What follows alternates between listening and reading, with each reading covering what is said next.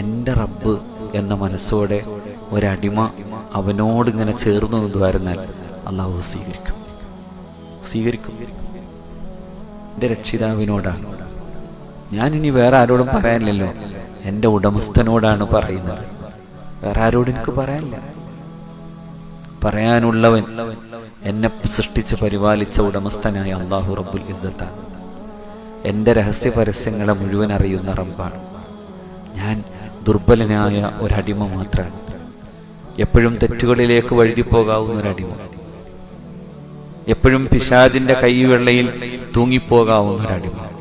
പക്ഷേ ആ അടിമയും തിരിച്ചു വരുമ്പോഴേക്കും സന്തോഷത്തോടെ നിൽക്കുന്ന ഉടമസ്ഥൻ, എപ്പോഴും റഹ്മത്ത് മാത്രമായി നിൽക്കുന്ന ഉടമസ്ഥൻ.